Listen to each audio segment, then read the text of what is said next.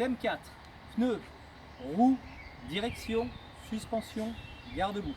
Vous précisez uniquement que concernant la direction, juste avant de faire la manœuvre, en avançant, vous braquerez à gauche à droite pour vérifier qu'il n'y ait pas de point dur ni de bruit suspect.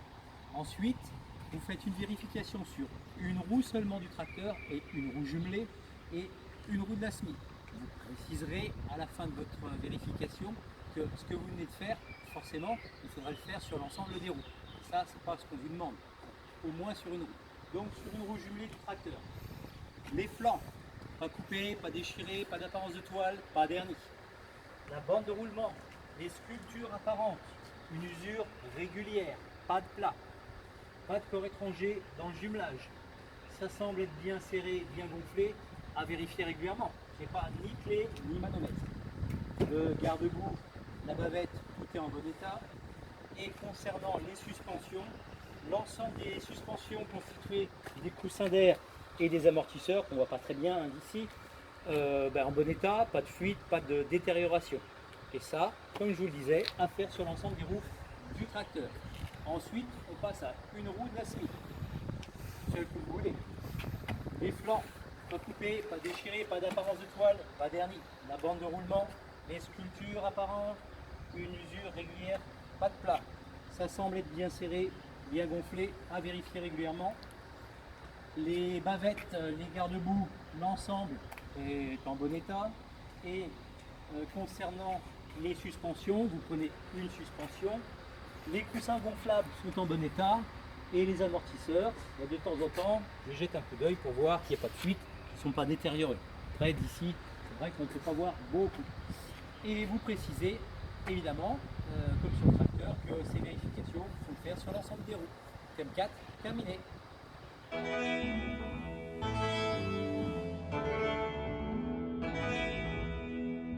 Alors, thème 5, caractéristiques du véhicule, plaque, disque, barre, catadioptre. Donc, le tracteur, c'est un Renault T430 avec un porte-à-faux avant d'1,35 m, attelé à une semi de marque Trailor de type fourgon avec un porte-à-faux arrière de 4,30 m. Donc le porte-à-faux arrière de la SMI, on le prend de l'essieu central. Et quand il y a deux essieux, c'est l'entre-axe, l'entre-essieu. Ensuite, plaque, disque, barre, catadioptre. La plaque avant, propre, lisible, en bon état, bien fixée, pas cassée.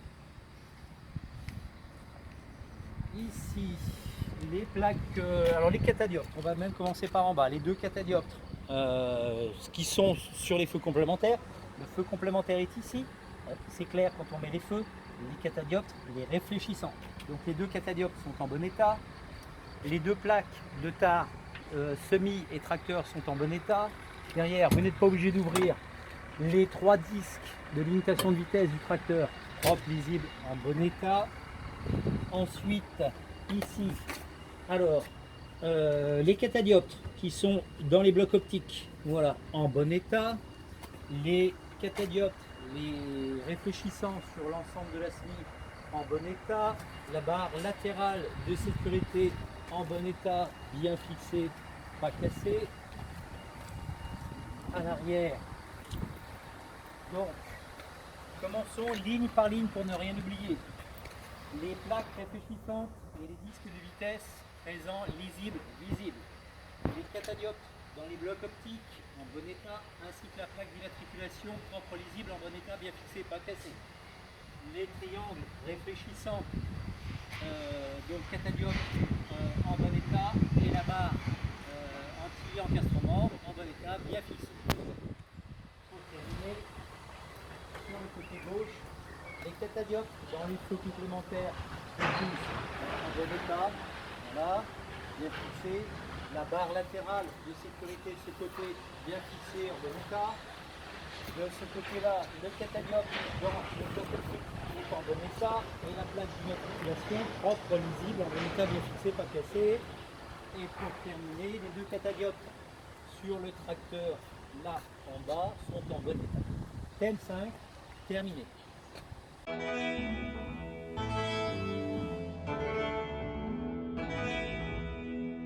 M6, chargement. Donc je précise bien que j'ouvre les portes en sécurité, que je fais attention qu'il n'y ait pas de chute d'objet.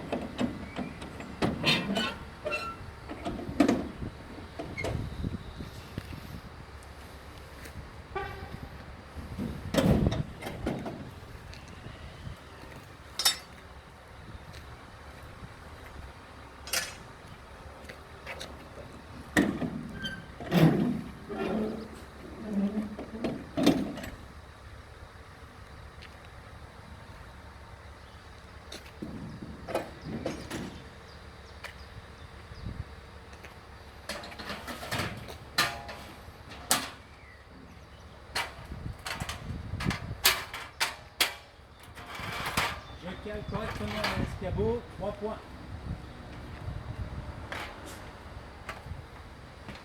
Donc, de tablier la partie du fond en bon état, les parois latérales en bon état, rien de particulier, le plafond en bon état, le sol, de ce que j'en vois, en bon état, et je transporte 13 tonnes 6 de parpaing, calé, réparti, mais non arrimé.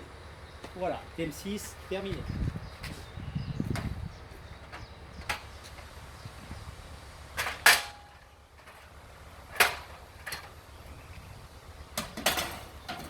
Et je précise que je ferme les portes en assurant la sécurité, comme d'habitude. Ça, on ne cesse de le répéter.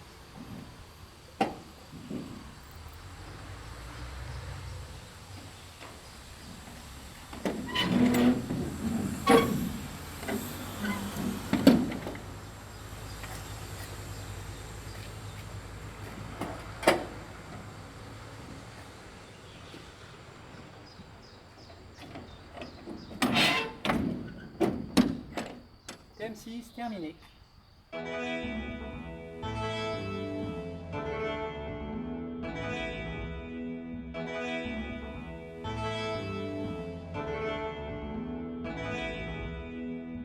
Bien, donc nous avons fait un thème, nous avons fait tous les thèmes, nous avons fait l'interrogation orale et il nous reste le test des freins à faire. Donc dans l'ordre, je démarre.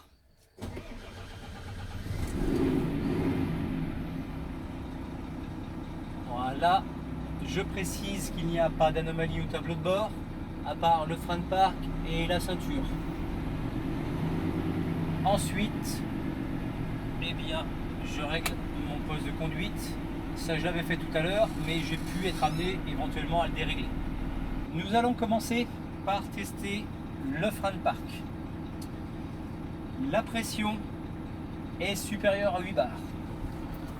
Donc là, pour tester la pression ici est supérieure à 8 bars. Pour tester le frein de parc, ce véhicule étant à boîte automatique et à desserrage aussi automatique, je suis obligé de tenir le frein de parc et d'accélérer.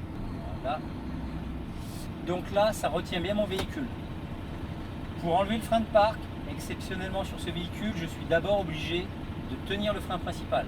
Donc j'enlève le frein de parc et surtout je lâche bien le frein principal. Et je vérifie qu'il n'y a pas de chute d'air, ce qui est le cas. Donc c'est tout bon. Je vais tester maintenant le frein principal. Donc là, j'avance quelques mètres, je freine, je tiens bien, alors ça retient bien mon véhicule, je laisse le pied sur le frein et tout en laissant le pied sur le frein, je vérifie qu'il n'y a pas de chute d'air, ce qui est le cas, donc tout est correct. Je précise bien que c'est la fin des tests de frein.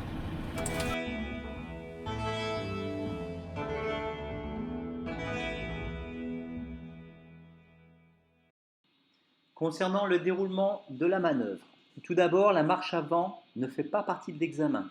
C'est uniquement pour vous placer, redécouvrir le parcours que vous connaissez déjà. Attention, avec un véhicule articulé, la marche avant est essentielle. Donc, faites bien attention à ça. Avancez droit le plus loin possible avant de braquer légèrement votre tracteur. Pour toutes les modalités, bien sûr, et les précisions, nous verrons ensemble lors de la formation. Ensuite, l'examen commence quand vous êtes au bout et que vous commencez donc la marche arrière. Par rapport à ça, vous n'avez pas le droit de toucher le moindre piquet, Vous n'avez pas le droit de dépasser entièrement les lignes. Donc vous pouvez rouler dessus. N'hésitez pas, à certains moments, ça peut être quand même pratique. Vous avez 5 minutes pour faire votre marche arrière. Et à la fin, il faut arrêter le véhicule, l'aplomb arrière, hein, l'aplomb des portes, dans le grand rectangle. Voilà. Pour le reste, c'est entièrement libre. Vous pouvez passer la tête par la fenêtre, vous pouvez descendre voir où sont les piquets. Si c'est le cas, surtout n'hésitez pas, bien au contraire, vous ne perdrez pas de temps. Vous descendez, vous fermez votre porte, vous allez rapidement derrière voir où sont les piquets. Voilà. Vous pouvez réavancer autant de fois que vous voulez, dans le sens de votre montée. Hein, ça, je préciserai. Voilà. Et là aussi, votre véhicule fait 16,50 m de long. Donc ne faites pas une marche avant de 2-3 mètres. Ceci ne servira à rien et vous pénalisera dans le temps. Donc faites au moins une grande marche avant pour bien reprendre. Nous verrons toutes les précisions, les modalités ensemble. Et à la fin, c'est vous qui, quand vous êtes persuadé, certains, que vous êtes bien placé, c'est vous qui descendez de votre véhicule, vous fermez là aussi votre porte, vous allez rapidement à l'arrière pour vérifier que vous êtes bien placé, vous vous retournez face à l'inspecteur et vous lui dites que la manœuvre est terminée. Et c'est seulement à ce moment-là que l'inspecteur arrêtera son chronomètre. Ce n'est pas de son initiative qu'il arrête lui-même le chronomètre. Voilà.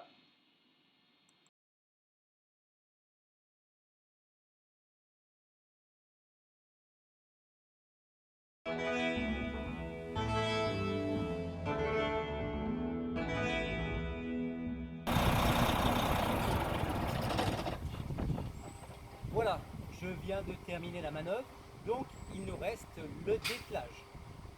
Donc dans l'ordre, je remets le contact et on descend.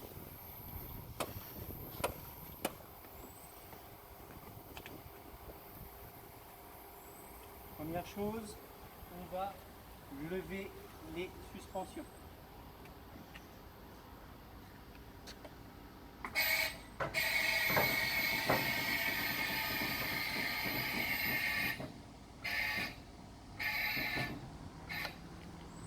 Et pour dételer, on va faire exactement le sens inverse que nous avions pris pour l'attelage.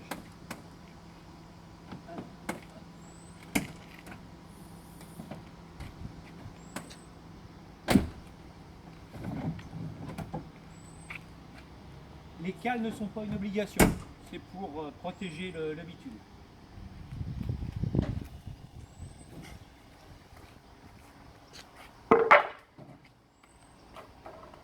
Donc après avoir levé les suspensions, nous allons vers l'arrière.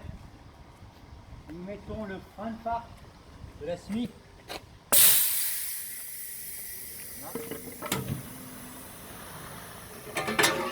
Et nous allons caler une des roues.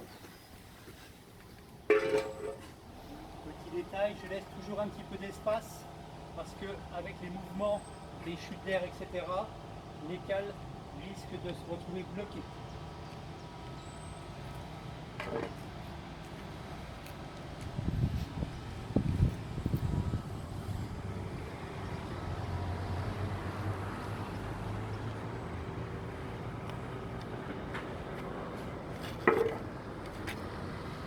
Nous descendons les béquilles.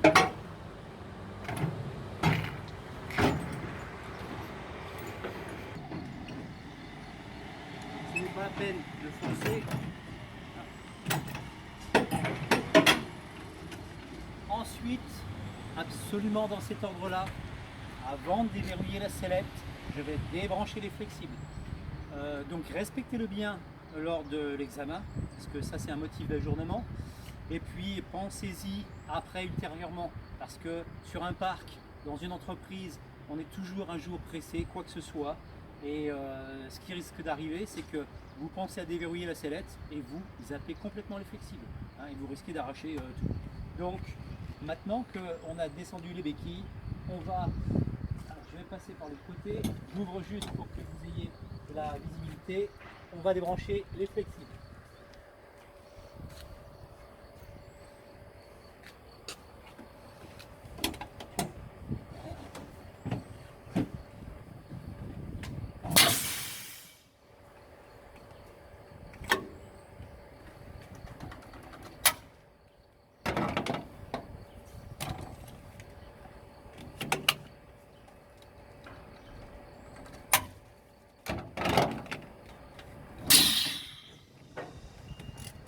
Maintenant seulement, nous pouvons aller déverrouiller la sellette. Toujours 3 points de haut à la route.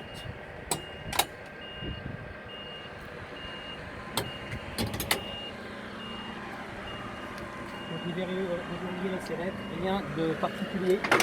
Je tire bien vers l'avant, c'est tout. D'accord? La sellette est verrouillée. La sellette est déverrouillée.